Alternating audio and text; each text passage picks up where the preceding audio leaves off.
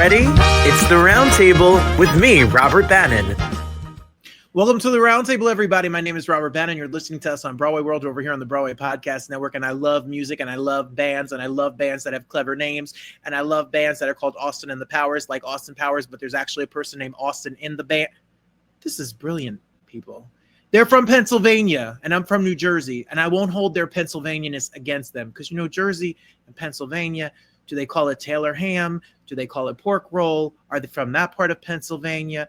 I have a lot of questions. Plus, they have a killer new single that's out that I really, really love, and I was just listening to it before we called here, called Sabrina Carpenter's Take on Taste.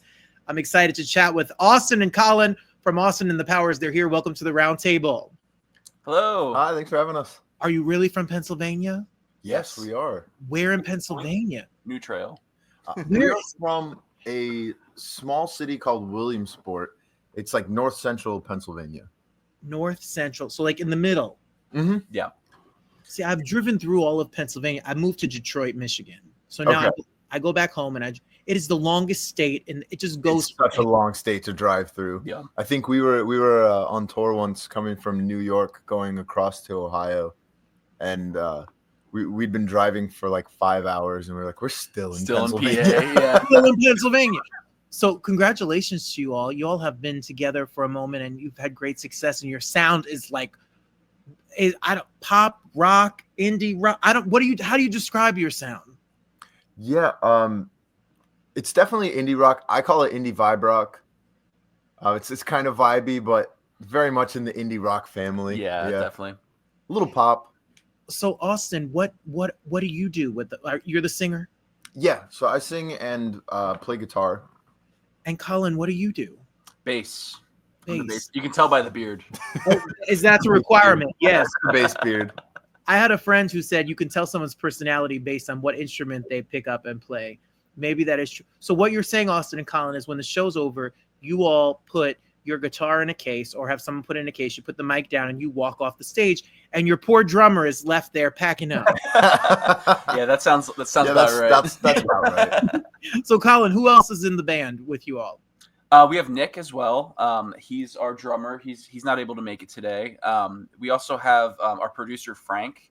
He fills in on live shows, playing lead guitar for us as well. That's awesome. So Austin, how did you all come to be? Have you known each other for a minute? You're all from Pennsylvania together? Oh yeah, we go way back. Colin and I met. I don't know. I feel like we were probably like 12. Like 12. Yeah, we were like 12 when we met, and we just immediately we're just really into music ever since we started hanging out, and it was just always kind of something that we thought about. So eventually we were like, all right, let's do it. When we became adults, we were like, hey, we can actually like do this now. we can buy a guitar.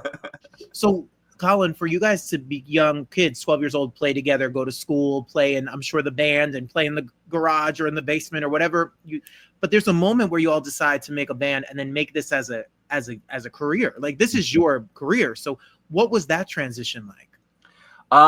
Yeah, it's a good question. I mean, we took like 7 years or so in between. Like, we graduated high school, kind of. I went to college. Austin went on tour with different like touring companies and stuff.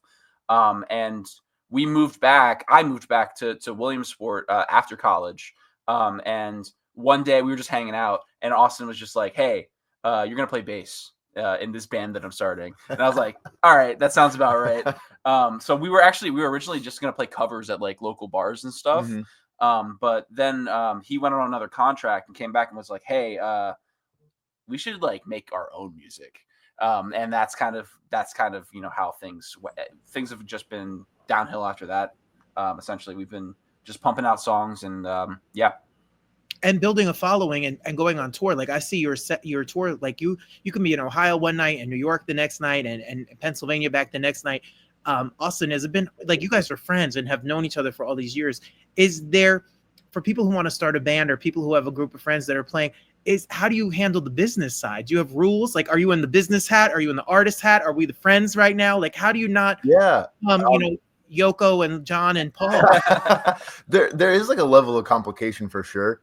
I would say certainly it's more important to pick people that you really vibe with and you really get along with than anything else, because that makes the business side of it so much easier.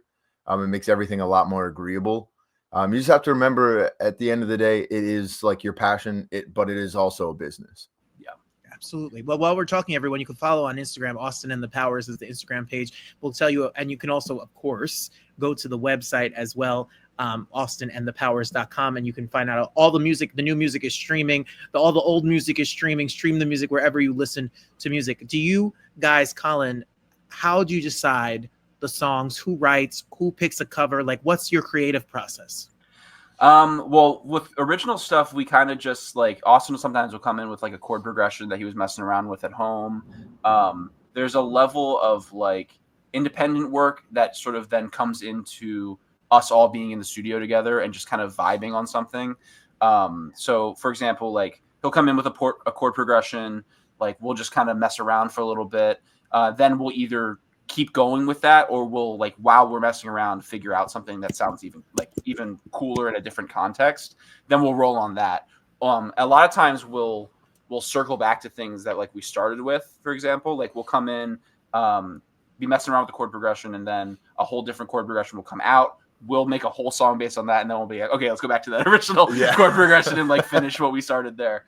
So it's really just all feeling it out, I guess. I mean, we're both very like feeling the vibe sort of when it comes to music. Like we're less worried about like we just want to make things sound good, right? And if it sounds good to our ears or whatever, then we're like, that's cool, let's roll with that.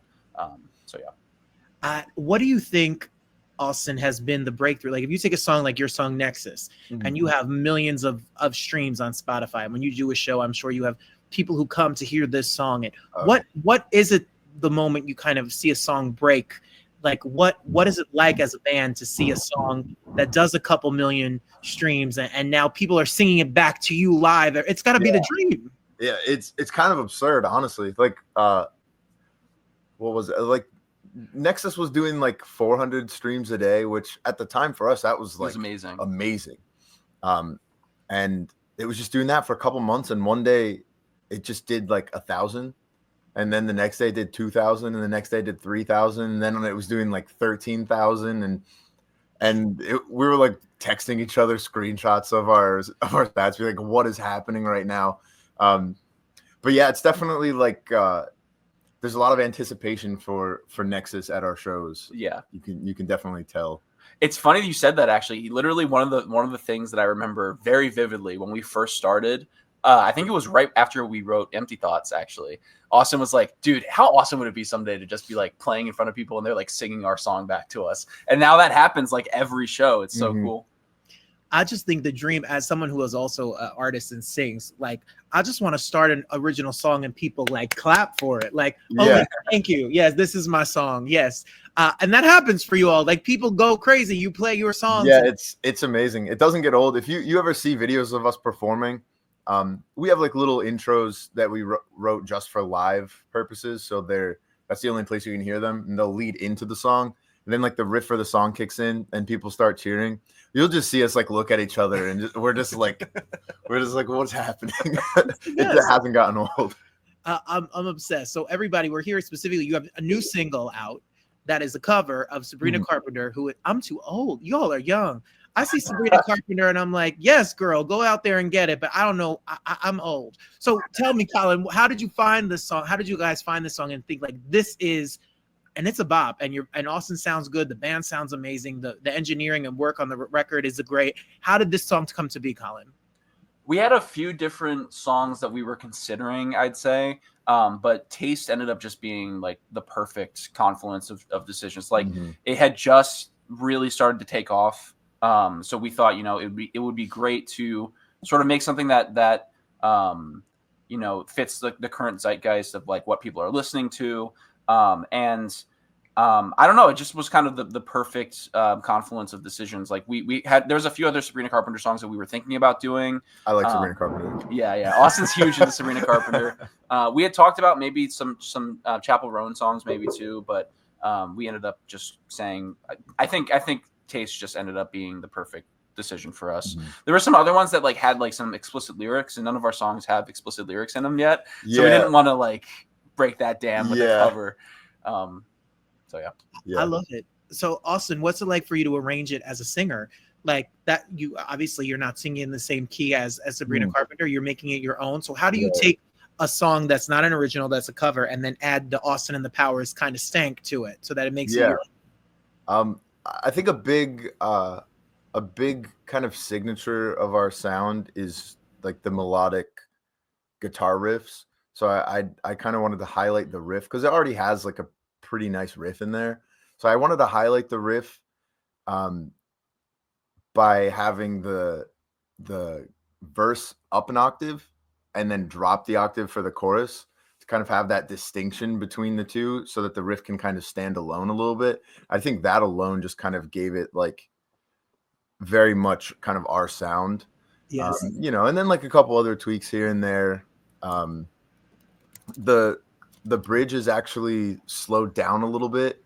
So when we're coming out of I guess that's another big one. We sped it way up. We cranked that BPM because our songs are all very fast. Then we slow it down a little bit for the bridge and then speed it back up. So you kind of get that push and pull of the pace, which is another thing that we do a lot in our songs. That is what I love about your music is I love the tempo. Like you are not going to fall asleep when you listen to it. And that's what I love about it because it feels alive. It has energy. And that's what it's the perfect summer bop for y'all because all of their music it's going to give you, you know, if you're driving and it's a Saturday and the top's down or the windows are open, this is the band that you should be listening to. It gives me that vibe. So how do you call in? What is a live show like with you all? And how can we find out information about where you're going to be? So all of our live shows will be posted on our website, austinandthepowers.com. We also pretty frequently announce them on like our Instagram, that sort of thing. So when there's one that pretty much as soon as we can announce it, we'll announce it. Mm-hmm. We have some awesome shows coming up here soon. We have one in July in Westside Bowl in Youngstown, Ohio. Very excited about that. I think that's 2 or 3 weeks from now? 3 weeks from now? July 18th. Yeah. So we're pumped for that. Then we're playing at a music festival in August. We're so excited. We're going to be playing with like bands like Wheatus and stuff. So we're super pumped about that. That is August 9th. Yeah, on a Saturday. So we're really stoked about that. And then we're playing in Chicago in August as well. So we're very excited. All that info is on our website. Go follow them on Instagram. Go to the website, austinandthepowers.com. And as we're talking, the new single Taste is out. So make sure you get it and listen to it and check it out. Put it on your Spotify list, share it with a friend and all of that fun stuff. So how do you pick a set list for your concerts, especially that you've been adding so much new music, new singles are coming out? Yeah. Honestly, there's a level of strictly how popular is the song among our listeners.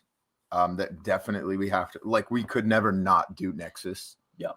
I feel like Nexus, Heads Up. Yep.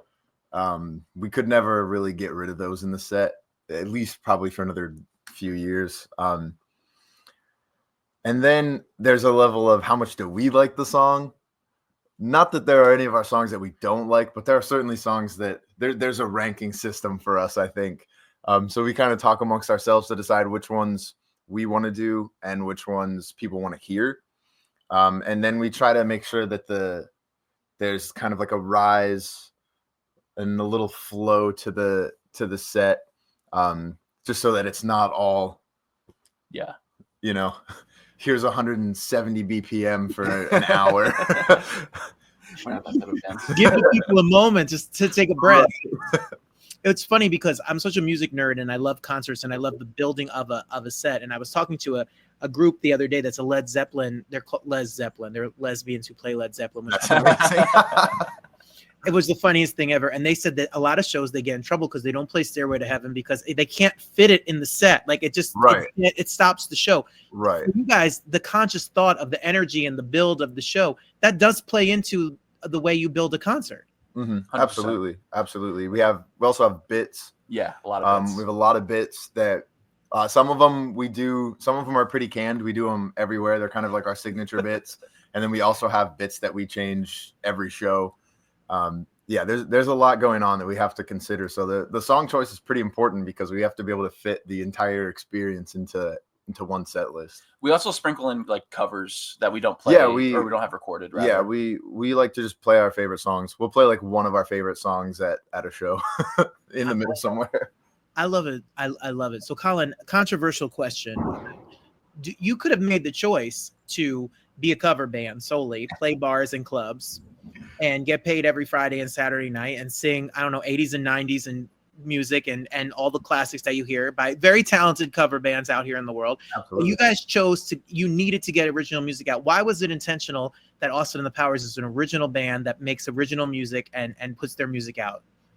I think the creative outlet for me is more than enough reason. You know what I mean? I just like the process of taking something from the start to the end and getting it to a point where we're really happy with it and feeling like we're contributing to music as a whole. I mean, I love the idea of making original pieces, releasing them, and people actually liking them. I mean, that there's nothing comparable to that.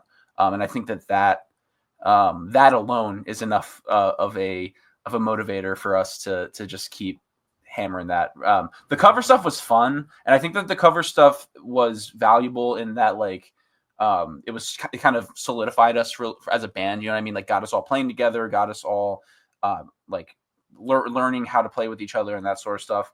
But then after that sort of ran its course, I think we were like almost immediately like, all right, let's, you know, we're being held back by this. Let's really accelerate forward with the originals.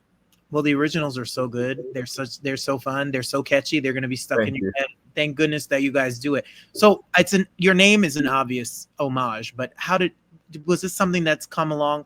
How did the name come about, Austin?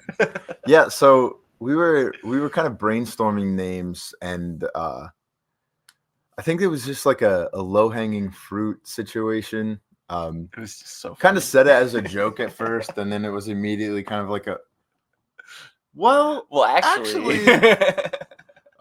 we like said it, put it on the table for like a week, circled back to it, and we're like, all right, let's do it. It's good brand recognition. Yeah, I was gonna say it made. I mean, the movies are iconic. Yeah. Iconic. I got the email about y'all and read your press release, and I'm like, I'm in just by the name. I need to. Who are these people? What are they doing? And then when you listen to the music, you get the whole entire vibe of the whole thing. What is life like on the road for the band? Like, are you all in a van? Does someone drive? Like, what's it like? Give us the tea, the real life. It's amazing. Yeah, sometimes we go in a van, sometimes we go in 2 different cars. Sometimes we're sleeping in vans, sometimes we go in a hotel room if we can. Yeah. That kind of depends on how far we have to drive. Like we had a show, was it Alabama to Virginia? I think It was a long the drive. longest back-to-back show days we had was Alabama to Virginia. So we finished in Alabama, and then we drove like 4 hours and slept in the cars, and then drove the rest of the way to get to the next venue. But then, like, sometimes we'll have a couple days between shows. Like, we'll get a hotel, or we're also fortunate to have family and friends just kind of like scattered around the country. So we crash with them sometimes as well, which is a great time. Well, when you have a Midwest show in Michigan, just come on over. I'll cook Absolutely. for you. You can stay in my guest I got room. it, absolutely. I love you are all rock and roll out here making it happen. You're out here doing it. I'm going to be listening to you. I'm adding you to my summer playlist. I implore everybody listening to add them to their summer playlist as well. Make sure you definitely check out Taste. It's the brand new single. And we're going to follow you. I'm going to be following you at Austin and the Powers on Instagram. We're going to go to austinandthepowers.com to check out these show dates. And I know you got more tricks up your sleeve. I'm sure there's more music you guys are writing, thinking of what's next. And we'll. Do you like the idea of singles? Albums are so old fashioned, but is that like something you think about, like a full body of work, or are you going to keep releasing singles? I think I think every artist likes the idea of an album that kind of, you know, contains a project, but it's just like the slow drip of single releases is kind of necessary in this, like, give me your attention for a minute kind of culture that we're in artistically. Yeah. But that doesn't mean you can't do albums. We did do an EP and had some pretty good success with it, but you almost have to drop it all as a single and then package it as an album when you're done and say, here's the album. Yeah. Otherwise, the algorithm's just like, yeah. Well, I'm here for it. We're ready. When I see you guys live, I want to hear Heads Up. I like that song. We used to talk about this all the time, actually. Heads Up has been like our sleeper favorite. It's been like one of our absolute favorite songs forever. And when we dropped it, like nobody cared about it. And then like on the back end, it started getting popular. And we were just so happy about that. Because like we'd play shows and like ask people what their favorite songs were. And they would always be like, oh, Heads Up, Heads Up. Yeah. All the big fans love Heads Up. It's crazy. I love it. It's a good ass song. You got to check it out. Check out the whole. Congratulations to you all. I'm ready. Next time you have a new single, more music, or more tour dates, my show is your show anytime. I hope you come back and say, hey, yes, like, just much. I'm proud of y'all. Just out here, do it. Go make this music. Millions of streams, everybody. Austin and the millions. I never would have guessed. Stream their music, share it, and enjoy it. And thank you all for coming here. I really appreciate it. Thanks so much. Thanks for having us.